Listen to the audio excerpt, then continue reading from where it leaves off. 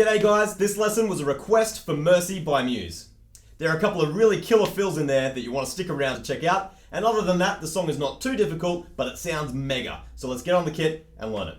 There's quite a bit of stuff to get through in this song, but a lot of it is fairly basic and simple, so I'll try and flash through that stuff so that when we get to the fills and the stuff that's a bit more complicated, I can spend a little bit more time and the lesson won't go too long. So when the drums first come in, it's just kick drums, 4 on the floor. Then to that, we add snare drum.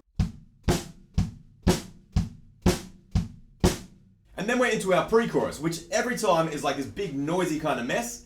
The first time, I think it's on the open hi-hats with the kick drums playing 8th notes as well. Sounds like this. I think it's really important to challenge yourself to get your right hand and foot to line up as accurately as possible, because that's what's going to sound the best.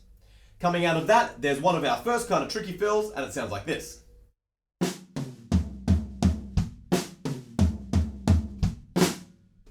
It's just a straightforward linear pattern with a group of 6. 1, 2, 3, 4, 5, 6. Twice, and then flam kick at the end.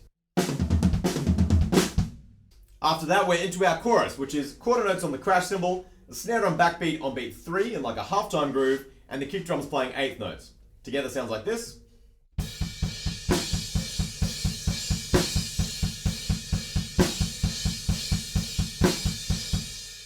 Halfway through, there's a fill that's nice and easy. It's just flam kick, toms kick. And then at the end of our choruses, there's a little tail that sounds like this.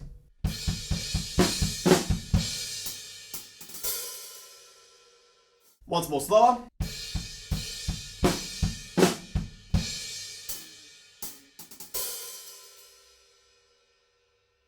I think you should be able to single stick that quick little triplet, and it's kind of a 4-stroke rough, I guess.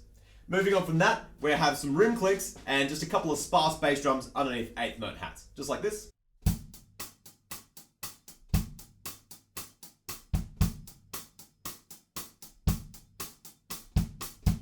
And then we start to build up really similar to how we first came in, but now we've got the hi-hats over the top. So the first one is just kicks and hats.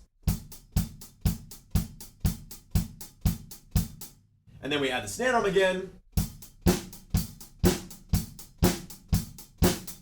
And then we're into our build-up pre-chorus. Now this time, I think I can hear the ping of a ride cymbal, so I'm going to put it over on the ride cymbal. But if you hear something different, go for it. It's so noisy and messy. It could be crash cymbals. It could be a bit of everything.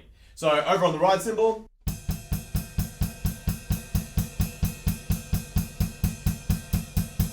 And then we have another cool fill going into our chorus again.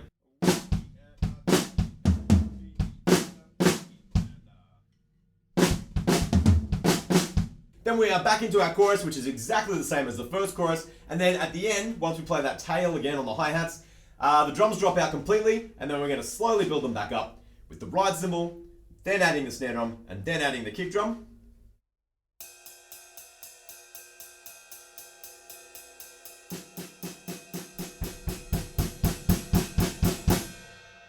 All of that kind of just builds, so it's not necessarily one bar of this and one bar of that. It just kind of swells up until it's starting to sound really huge. And there's a big fill at the end.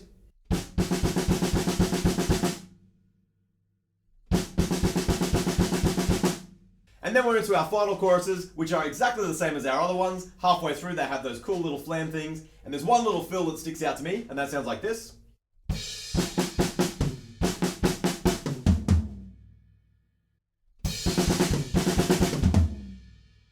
And then the last thing for us to look at is the very outro, which is a different rhythm again, and that sounds like this.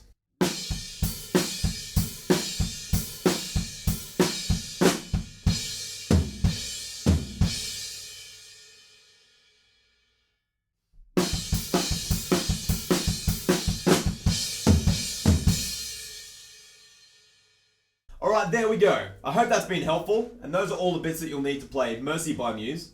And even if you're not a Muse fan, you should probably still grab some of those fills because they sound fantastic. So guys, anyway, happy practicing, and I'll catch you at the next lesson.